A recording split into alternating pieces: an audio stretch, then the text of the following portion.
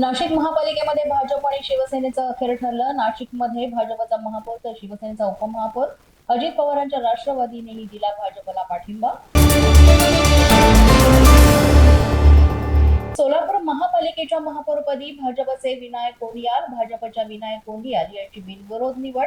शिवसेना आणि एमआयएमच्या उमेदवारांनी अर्ज मागे घेतल्यानं झाली बिनविरोध निवड।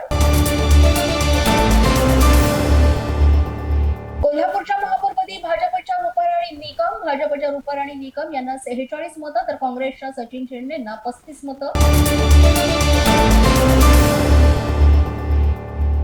पिंपरी चिंचवडच्या महापौरपदी भाजपच्या रवी लांडगेंची बिनविरोध निवड। पीठासीन अधिकारी दीपक तावरे यांनी केली घोषणा तर भाजपच्या शर्मिला बाबर यांची उपमहापौरपदी निवड।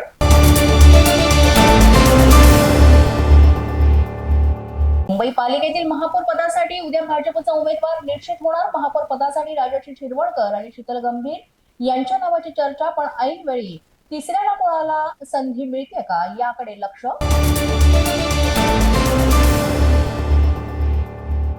मुंबई महापालिकेच्या महापौर निवडणुकीसाठी दोन्ही राष्ट्रवादी देणार भाजपला पाठिंबा। निवडणुकीपूर्वी भाजप नेत्यांनी राष्ट्रवादीला केलेला कडाडून विरोध, मात्र आता बहुमताचा आकडा वाढवण्यासाठी दोन्ही राष्ट्रवादी पक्ष समर्थन देणार असल्याची चर्चा।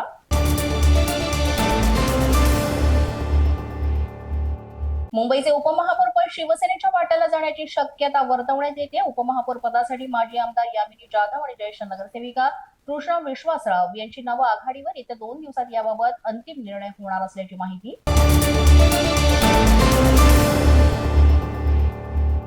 मुंबई महापालिकेतील भाजपच्या कार्यालयाचं उद्घाटन, नूतनीकरण केलेल्या कार्यालयाचं उद्घाटन मराठमोळ्या पद्धतीनं पार पडणार हा कार्यक्रम।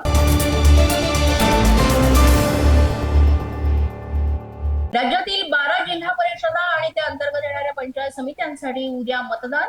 दिग्गजांच्या प्रतिष्ठा लागल्या पणाला, तर 9 फेब्रुवारीला लागणार निकाल। अजित पवारांच्या खासगी सचिवाची सीआयडी कडून चौकशी, प्रवासाचं नियोजन कोणी कसं केलं याबाबत चौकशी। 28 जानेवारीच्या अजित पवारांच्या बारामती दौऱ्याबाबत जाणून घेतली माहिती। न्यूजच्या बातमीपत्रात आज इतकंच। तुम्हाला आमचं बातमीपत्र कसं वाटतंय याबाबत अवश्य अभिप्राय कळवा। यासाठी पोलीस माझा न्यूजचं YouTube चॅनल सबस्क्राईब करा, तसंच आमचं फेसबुक, इंस्टाग्राम आणि ट्विटर अकाउंट फॉलो करा।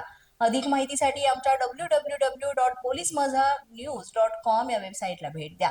आमचे अधिकृत प्रतिनिधी व्हायचे असेल तर स्क्रीनवर दिलेल्या क्रमांकावर आजच संपर्क